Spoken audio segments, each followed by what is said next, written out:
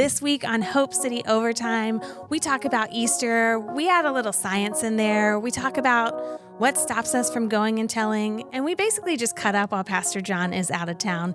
You're going to definitely want to like and subscribe. Let's get it.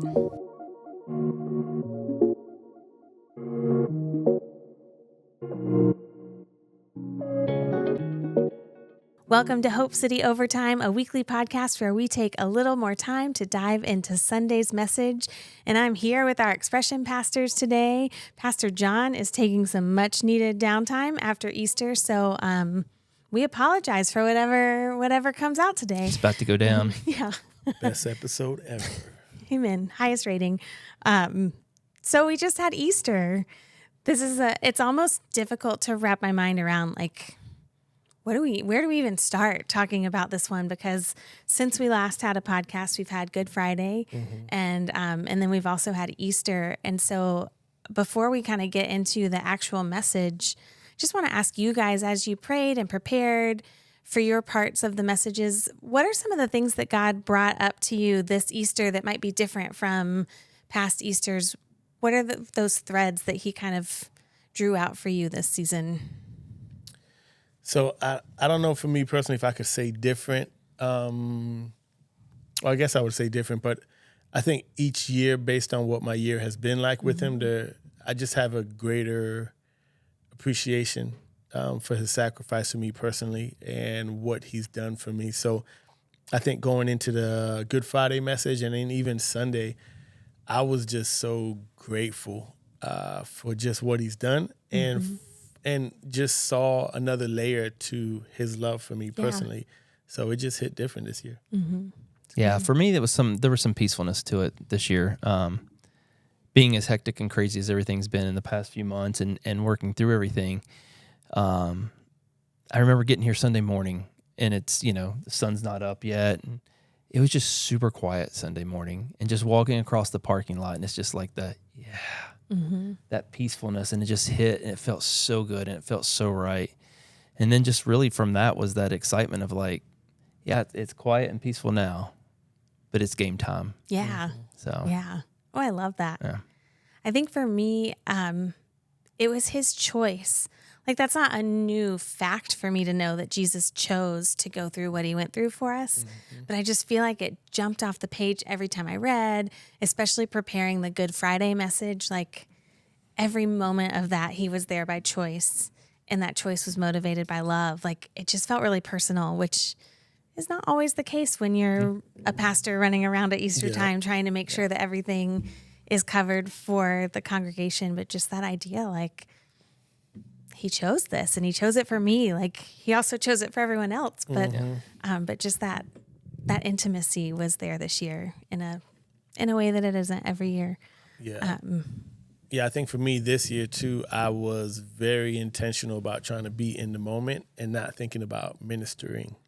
So like during worship, I was in the moment. I was really trying to just focus on him. So I think when I got up on stage, it was just different, you know. Yeah. Had you worshiping in the front row? Yeah, first time. I know. It's good. You should stay there. Yeah. I love that. And we get into our Easter message. Feel free to bring up parts of Good Friday, but I'm going to kind of focus on Easter. And again, this is a story that I hate to say it, but it can sometimes get old in the sense that, like, it's not even like we think about this once a year. Like, this is what our faith rests on, the foundation of it, what Jesus has done for us. And yeah, I feel like, again, it felt new this year. And I love that the way we looked at it was kind of focusing on what the angel said to Mary and Mary when they first went to that tomb. His body wasn't there. And so the first thing the angel said to them was, "Don't be afraid." Yeah. And both of you guys preached this part of the message at your respective expressions. And one of the things that you said, John, that really stuck with me is that there's a difference between having fear and being afraid. Will you talk to me a little bit about what those differences, the nuances are there? Yeah, so like fear is this feeling, this emotion that comes over us, this feeling of dread, of apprehension. But being afraid is more of an adjective. It's you choosing to take that feeling as truth, and now you're living in that state, which causes you now to live afraid. Like, so it's continually versus fear could be for that moment, and what you decide to do will choose whether or not you then walk afraid to that thing you feared, or you choose to kind of stop it right there and not let it linger. And it's sometimes we mix the two together. I think they're very close. But it's the actually living that thing out is now you stepping into now living afraid. So we got into science, as one does.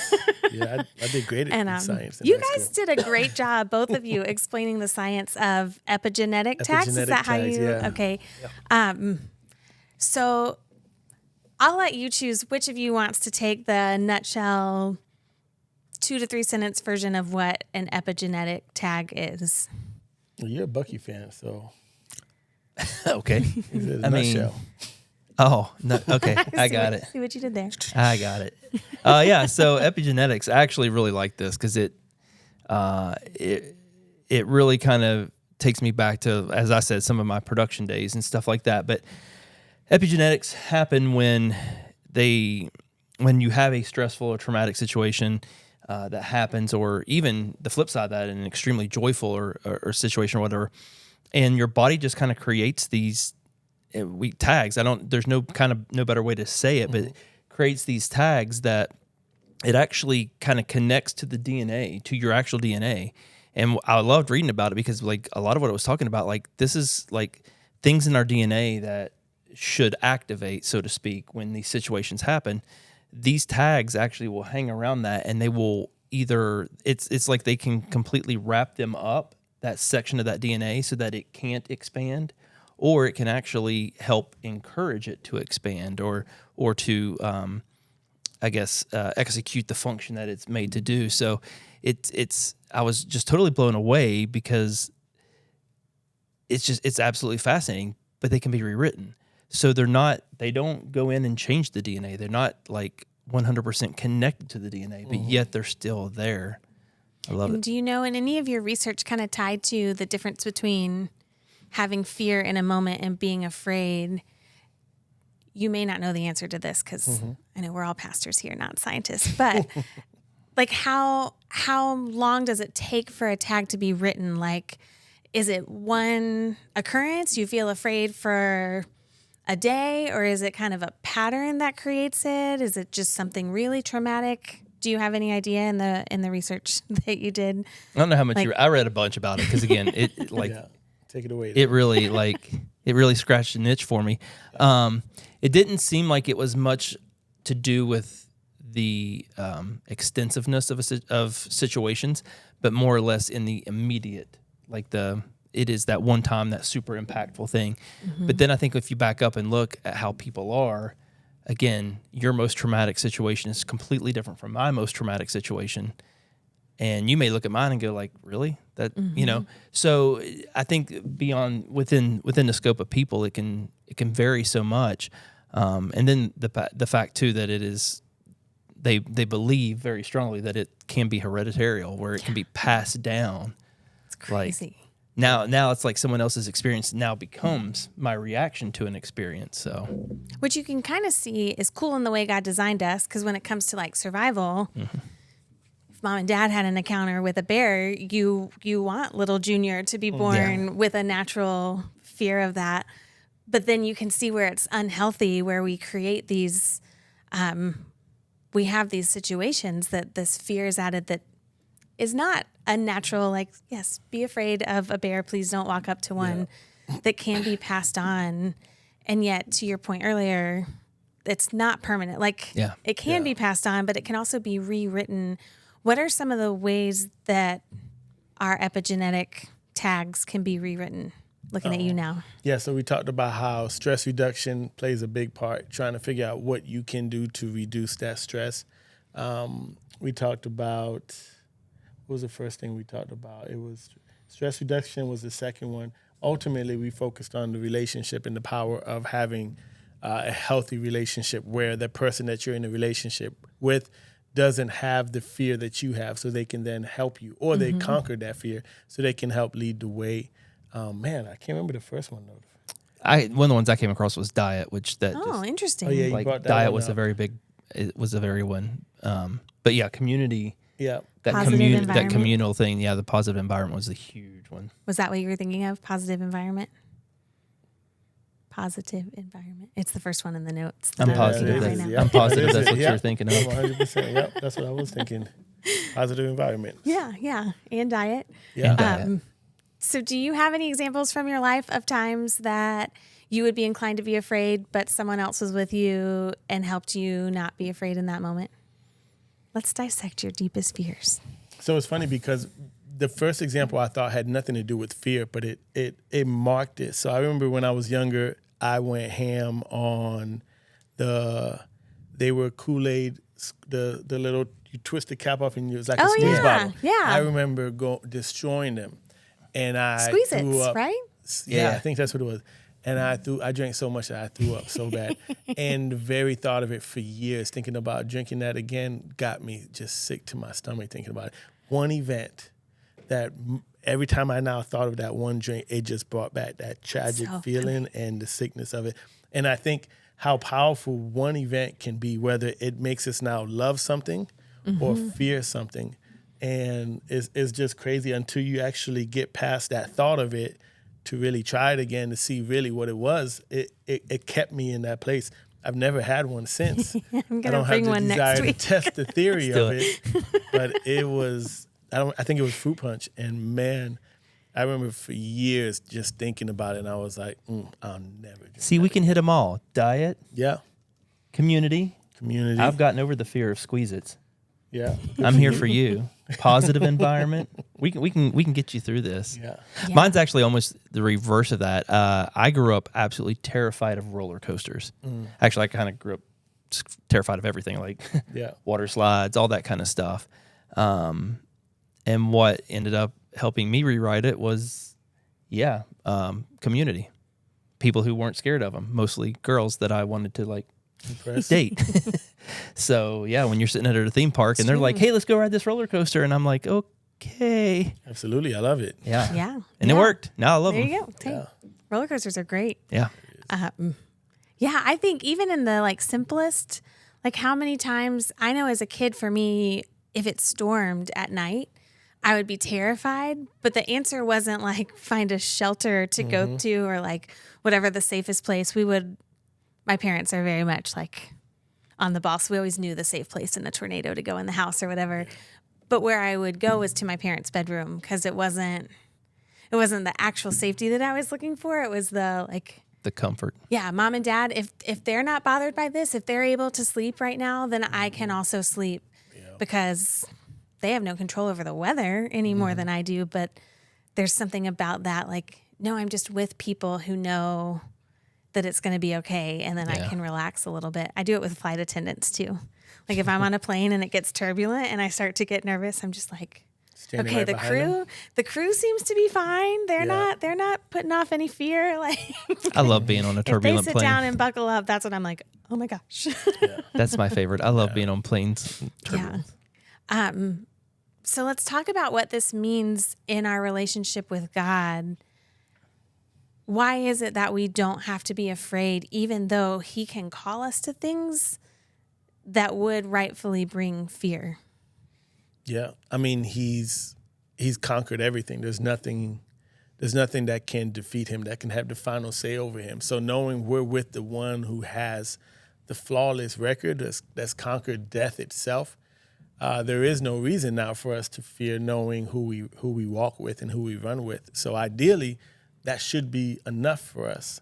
But we all know all too well, living in the faith long enough, even though we know He can do all things, the next thought is, but will He do it with me, or whatever the case may be. But that's the constant reminder that we have to cling to, that we're with the one who carries victory, who is victory.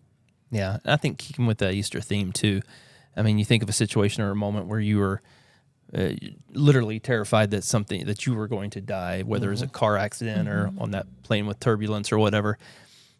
I think in that Easter mindset of sitting here going, like, he walked to the cross. Like, there was no moment where he wasn't experiencing that type of humanistic fear and really even the terror of it all.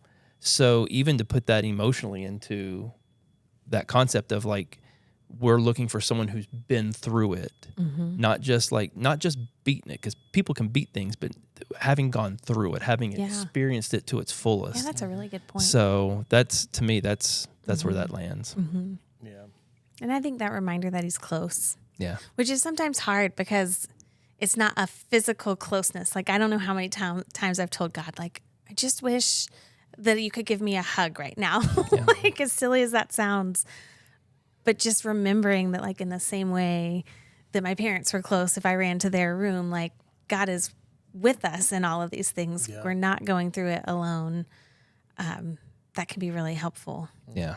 I had another thought and it just totally went away. If it comes back, I'll bring sorry. it back up. I know. It was the airplane, wasn't it? It wasn't the airplane. I don't know. It's a Kool-Aid twisted. Yeah, I did make a note to bring one next week. We'll see if I follow it up. So one of the things that I found interesting in this passage, and I alluded to it, I think at West when I was there, I don't think I did it at North, is that when we look at the story, the angel says, "Don't be afraid," to Mary and Mary Magdalene, and then goes through the rest, which we'll talk about, like come and see where he was, and now go and tell others. And then Scripture tells us that they went away, like they were obedient, but they were afraid as they went. Like there's this idea of like, they kept moving even though there was still fear there. Yeah. How do you like rectify that with the fact that, well, the angel just said, "Don't be afraid." And what we see is this, like, I think it's so human. Like Yeah. they were terrified, but they went. I'm glad you brought this up because it's actually something that I wanted to hit on, and I have it, like some of it in my notes, and missed it in both services. But I think it is that it's, you kind of know, like, they're humans. And just because we're told not to do something doesn't mean it goes away. Just because Jesus is there, just because God is there, doesn't necessarily take away that emotional side of it. So I think it really does come back to that concept that the angel said go, and even in their fear, they still went.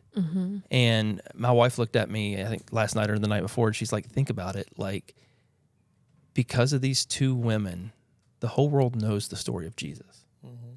You know, so remember in that scripture too, it talks about they went with fear and excitement. So, That's what I couldn't think of that. Yeah. Yeah, because those two go in such hand in hand, and I just thought that was such a great picture. Yeah. Like, you still go. You might be scared, but let's go. Yeah. Yeah, New Living, I think it said very frightened. And I think again, to speak to it, when the angel's telling them don't be afraid, the state of being afraid will paralyze you in that fear, So to see them leave frightened because of everything that's just happened that they've never experienced before, it would be crazy for them not to be just freaked out by everything that just happened. But I think it was still the awe of what they knew it represented that caused them to run. And that's what faith is. Faith is not the absence of fear. It's choosing to go forward even in the midst of all these different emotions. Yeah. So It's good. being afraid, I think you stepped into that place where you've allowed that fear to become reality. And now you're doing nothing because you're simply afraid. And I think that's why he was saying, don't be afraid, because being afraid will cause you to stand still. And like those two guards, we saw them jokers pass out. Yeah. Right. So he was addressing That was a new detail to me this year too. Yeah. Like thinking about what it would really take for these, sure, with strong guards. They were worried that people would try to take his body, and then they're just like out. Yeah, there's probably a couple of things. The fact that his body was gone, someone's going to hold them accountable for that. They were like, man, and then I got this angel here. In this earthquake Yeah, and like, too much going on. yeah, Crazy. it is crazy. Sorry, I totally derailed your train of thought. No, I'm with you. So they had seen, yeah. Yeah, I think that's true. It's like the "do not be afraid" command doesn't mean you're never going to feel fear, but you're not letting that rewrite your DNA. You're not letting that fear be what defines what your actions are, so that it's almost more like they were almost being more obedient because they still felt the fear as they went off Yeah. with excitement too, to like, do it. to, Yeah. yeah. So I just think that's encouraging, because sometimes we kind of think, oh, I have to wait till I'm not afraid. Like if God's called me to this, then I'm never going to have any doubts or never have fear about whatever it is, whether it's talking to your coworker about Jesus, which can be so scary in a moment, or, something crazy, but we can still feel that fear, but honor God and moving forward anyway. Well, and I think when we have fear, I think there's a part of us, again, from the humanistic side that says, I have fear because something's not right. I have a fear because, like, it kind of starts bringing in that guilt and shame to us that, like, oh, God's called me to do this, but I have fear, so I'm not right. And I think a lot of times it's an emotional response that I think sometimes God just needs us to walk through, because if you're going to look that coworker in the eyes, if you're going to, look your neighbor in the eyes and say, hey, Jesus loves you, you got to be ready for what happens next, good or bad. Yeah. Yeah. I know, as silly as it sounds, that can sometimes be the thing that's like, I have this card in my hand to invite them to Easter. And like, but shout out to everyone who invited people, because we saw so many friends at church on Sunday. So the angel tells them, don't be afraid. And then the next thing is come and see. And I love this picture because we use come and see a lot to talk about like bringing people in for the first time. But I don't think that's exactly what they're talking about. There's a lot of grace in this invitation to come and see. What was the angel communicating with that instruction? When I look at that, I just feel like he's wanting to solidify any of the questions and doubts that they have. Like if he told them that he's no longer here, they could have just went and, told folks. For them to physically see with their own eyes, it just takes their faith to the next level. Like, I think he just wanted them to see. He knew the importance of them being humans. I need you to see this. I know you probably take me at my word because I'm an angel sitting on top of a stone that just rode this thing. With a face like lightning. Yeah, with a face like lightning, dressed out head to toe white. But I need you to come and see for yourself, because this would do something different. And I think that it just eliminated any of the questions and doubts they would have had they not done it. Mm-hmm. Yeah, I think it's just straight up receipts, right? Yeah, I like that. Like they're just, by nature, we're going to be confused. We're going to be, non-believing of something. Even, again, Jesus told them exactly what was going to happen. But I think the angel at that moment is literally saying, come read the receipts. Come look. It's right here. What is receipts? Receipts. That's what the young people say. Oh, so receipts. You bring in receipts. Look at you. Yeah. It's like you're a youth pastor. I might be a youth pastor. Receipts. Let's get it. But yeah, at that moment, it's that one thing that can remove all doubt from them, because it's like, no, exactly what he said is exactly what's here. Yep. So how does that apply now when we don't have the empty tomb to say, come and see, here's the place he was lying, the stones rolled away, the angel's right here? How is that invitation still available to people today to come and see, even though there's not necessarily a physical thing to come and see? I think many of us become the receipts. Yep.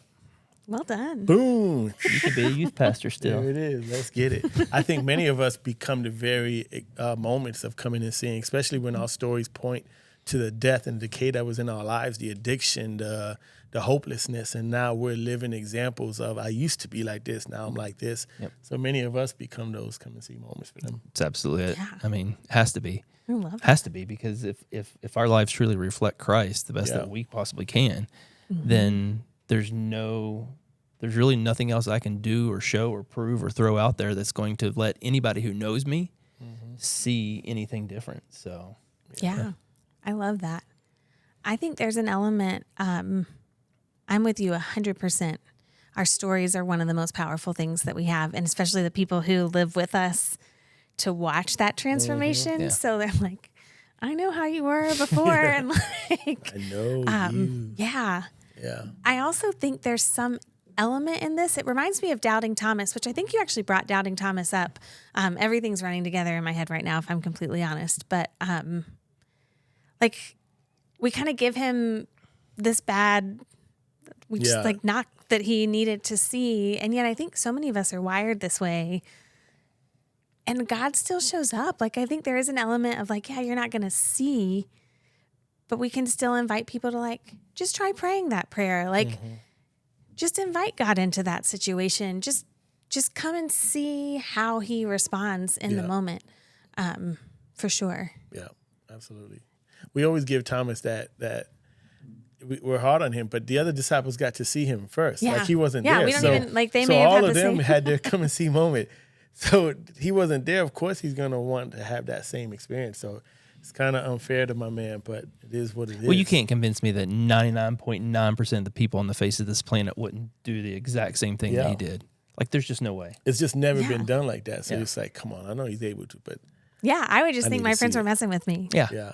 Nah. Especially Peter. It's like, yeah, he's playing games. What? No. Like, Yeah. that's mean. I'm still grieving. Right. Exactly. Yes. Yeah, yeah. And so I do think God still gives us that invitation, and it's so kind, and we do knock it. Like, no, Jesus allowed Thomas to come and to touch his hands and to see the wounds. Like, he's doing Yeah. the same thing with us, just not physically present right in front of us. Yeah. And so it's okay to take that risk. Like, just Yeah. try it out, see what he does. I love it. And then Thomas goes to India. Yeah. That's my segue into the next thing, because then the angel says, "Go and tell the disciples what you have seen." And so then we talked about what it means to be people who go and tell that this is our command. And the first group of people that we looked at was like that first group of disciples. Everything changed for them. Yeah. Thomas, who needed to see all of that for himself, so he didn't believe the ladies right away, I guess, is what we Yeah. can gather from that. But he goes to India and tells the whole nation there, like, Yeah. almost all of them, I think, are killed for their faith. Maybe all of them. I didn't so. brush up on this ahead of time, but Sounds right to me. Sound good? I mean, for the most part, they gave their lives. Fact check it. Yeah. Yeah. Yeah, Those watching. let us know if we were wrong. Comment We're not. down below. We've got comments turned never off. wrong. It's fine. Oh, don't comment down below because you can't. But this idea of go and tell, I think, and some of this I've just been wasn't just from this message. I think we, the church in the West, have stopped the gospel at come and see. We have presented this picture of this is who Jesus is. This is what he's done for you. Come and see and experience this. And we have left out the part that the angels say next, which is go and tell. Not learn everything you need to before you go tell, not like get your life figured out now and then go tell. But what? The ladies have known for a matter of minutes, and they're like, go tell them what you've seen. Why do you think that we haven't emphasized this go and tell part as much as the come and see part just in the last Yeah. couple decades? Like going and telling requires it requires an inconvenience in our life. It requires us to die to our plans, agendas, our schedules. It requires us to be all in order to leave our comforts, to leave the four walls and go out there and actually tell people. And I think oftentimes when we actually go out and tell them, we're going to end up telling them to come and see anyways. So they're very hand in hand. But I think that's the biggest part, is to be able to go out there to tell them so they can come and experience and see for themselves. But I think, again, it's way easier to say, come check us out Sunday morning. You could do that in the post. You could do that on the flyer. You could do that from the convenience of your couch and not really require much of you. But I think in order to really make an impression, in order to really do life with people, you have to go out there and then kind of show and tell them. So Yeah. Yeah. And if we go back to those epigenetic tags, that mindset, it's doing community, it's doing life with people who have moved past that. You can't do life with someone who's moved past that over an Instagram post, yeah, and I think the go and tell part, I think, hits every scary emotional trigger that a person can possibly have, because there's rejection, there's straight up fear, there's worry, there's sacrifice. I mean, you were kind of hitting that, like you have to give of yourself to do this. yeah, All for the fact that you're going to walk up to someone and our fear says they're going to say no. And I don't think the no is the worst part about it. I think it's they're going to say no and then they're going to laugh at you. Then they're going to brand you. Oh, that's that guy. And now you're forever locked into that. And I think that's our biggest fear from a personal side on it, I think, is we don't want to be that guy. Yeah. Yeah. Yeah, I'm totally with you on that. I think it's tied to that idea of coming and dying, which I didn't intend to skip over. I just followed the conversation. But it's not just come and see, it's come and die. And maybe that's where we've missed the mark a little bit, because I think It's not as pretty. Come and die. It's not as marketable. No. But I do think we're actually longing to be part of something bigger. Like there's a reason that we at Hope City say that we exist to bring hope to the broken and purpose to everyone. Yeah. And that hope to the broken is that come and see who Jesus is, come experience him for yourself. But as part of that, like he gives you purpose, and that purpose is to go and glorify his name as you go, wherever you go. The Great Commission. Go and make disciples among all nations, baptizing them in the name of the Father, the Son, and Holy Spirit. This is me totally nerding out, but John's not here to stop it. He wouldn't stop it anyway.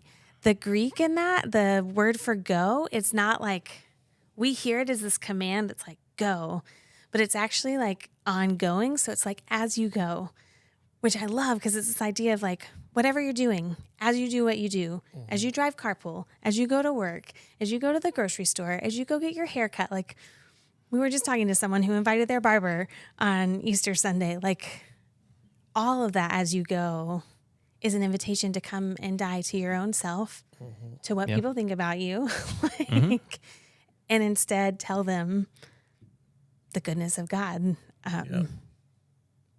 That's hard in the car rider line. You mentioned carpool line. Well, you might have people in the car for longer. Wait. Before you give me extra Chick-fil-A sauce, let me tell you. Man, I'm going through when I pick up my kids. I lose every ounce of religion I have for the 15 minutes. Wow, there's some things you need to die to. There are some. I'm telling you, there's some parents that don't understand how to drive forward. You should tell them. Then maybe don't give them a Hope City card. I'll tell them I'm with another church. I think all of this relates to what we've just spent months talking about, which is the idea of waking the dead. Like, this is the ultimate story of resurrection. Yep. John mentioned something, I don't even think it was in his notes Friday, that I had totally missed, that like after Jesus' resurrection, others who had died were up and walking around Jerusalem. Like it's this ultimate wake the dead story that's not even just Jesus. Yeah. There are so many other people who are woken from the dead. We've looked at all of these stories of people that God woke from the dead. What does it mean for us as we move forward, where we're not going to talk about this every single week? It's still part of who we are. To live in this reality that our God wakes the dead. Like, how do you want Hope City people to live this out in the coming days and weeks, when it stops being something that we're saying, leave a sticky note at the altar? How do we keep that in? How do we make an epigenetic tag that like keeps that as part of who we are? It's a fantastic question. Why don't you answer that to start off with? Yeah. I think it's so important for us, as elementary as it may sound, each one of us daily has to choose life. Like I have to choose to walk in life. And the way I choose to walk in that life is by dying to myself. Yeah, that's so funny. Reality. I was like, I think of it every day as I have to choose death. Yeah. but death to myself to live with him. The only way I can experience the life he's called me to is by dying to the thing that I naturally always pick up every day. There is life that is found when we die. And the funny thing is, I said it on Sunday, like, we think it's such an extreme concept to die to yourself. Everybody does it. Yeah, that's true. This was such a good Everybody point. does. I'm glad you brought it up. Yeah, all the time. Look at the greatest movies that sell the greatest stories. They had to die to something. Rocky Balboa. There was a sense that he had to die to whatever self-image he had. To train the way he trained, he had to die to so many comforts and conveniences in his life. And we all, if we want to aspire to what we feel is within us, the greatness that is in us, you got to die to certain comforts in order to experience that life. So I think it's reminding people where life is found, and the only way you could experience that life is by dying to self daily. So yeah, I'd say keeping people first. You know, when you're walking through your day, you go to work, you go to your school, wherever it is you're spending your time, is realizing there's people out there that need to know that love of Christ. If we're dying to ourselves every day and putting God in that spot, there's people who are seeing it, but they also need to know it, you know? And so I guess for me, that question is more, how can I keep people priority? How can I keep the people that I wrote on my sticky notes? They may not have shown up this time around, but how do I keep praying for them? How do I keep engaging with them? How do I keep bringing this life to them? Yeah. And that's the challenge that I see it as. I love that. That reminds me, God's been so faithful. Like, we saw so many people whose names are on sticky notes. If you don't know what that means, we've just spent the last couple of months praying particularly over people in our lives that we wrote their names on sticky notes. But even in that, we've probably done this at West. We've done this for several years now, I think, a couple times a year. There are people whose names I had on sticky notes in the past who have experienced more spiritual growth in this season when I didn't even write their name on a card this time than they did in that time. Like, we just never know when God's going to move. To your point, like, you don't know when it's going to be the day that he just calls them out. I think for me, it's kind of similar to both, but it's keeping margin. Like, part of my thing that I need to die to is control. Like, I always want to know everything that's happened. I would schedule every moment of my day if I could. But what I saw in these stories was, like, Jesus had time, or he made time when everyone else was urgent around him. Yeah. Like, I want to have enough margin that when I see someone that he's brought into my path, I'm not immediately like, now I'm 10 minutes off schedule. Yeah. And instead I have time to really see them and be in that moment with them and listen to the Spirit of God and what he may be doing. So that's kind of my takeaway, that I hope there are others out there who are similarly thinking, like, how do I make space and not just control and schedule everything? As I look and I'm like, we're off schedule for our day, but it's fine.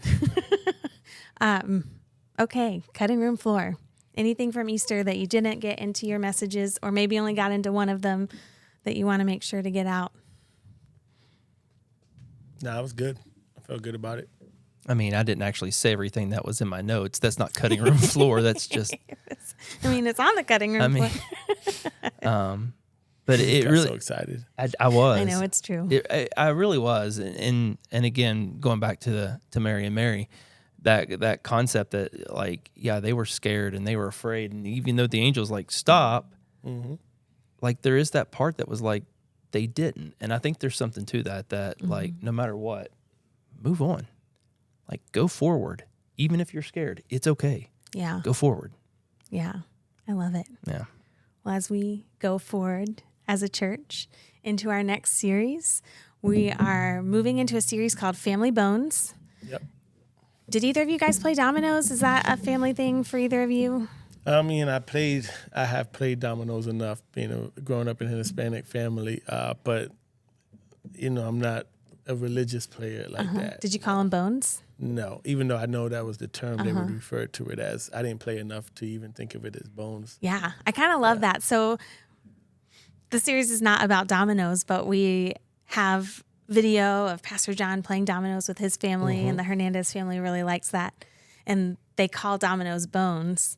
So we've kind of like taken that and put it in this name, Family Bones, which is really a look at families in Scripture that have a good amount of dysfunction, which is basically challenges. Every family. We had to like cut them out. John asked us each to be like, who should we do? And we named so many that it was like, of this series, you guys kind of know where we're headed. What family are you the most excited to talk about and uncover? That's a very weird question, because the more I read about these families, the more I'm like, holy cow, they are so messed up. Like, I'm not excited about any of them. But yet at the same time, I think where God's going to walk us through with this and how lives are going to be impacted, I think it's going to be amazing. Yeah. I'm excited, obviously, the one that I'm working on specifically, like, they're in my mind, they're in my lane, and I'm like, holy cow. So who is it? Are we allowed to tell? Yeah. We're gonna. John's not here. I'm getting to talk. I'm getting to write for Lot's family. One that you don't always think of right away. No. Like, you think of Lot as part of Abraham's family. Well, I think when you do think of him, you instantly think of his wife turning to salt, and then we're like, oh, that's it. No, no. Yeah. What about you? So I'm speaking on David's family, and I mean, David's one of my favorite characters. So. To be able to see a man of such great stature that had God's hand upon him, that was labeled a man after God's own heart, and still to see the dysfunction that he lived with amongst his family. Like, he brought so much correction in every other area, but not underneath his own roof, which is crazy.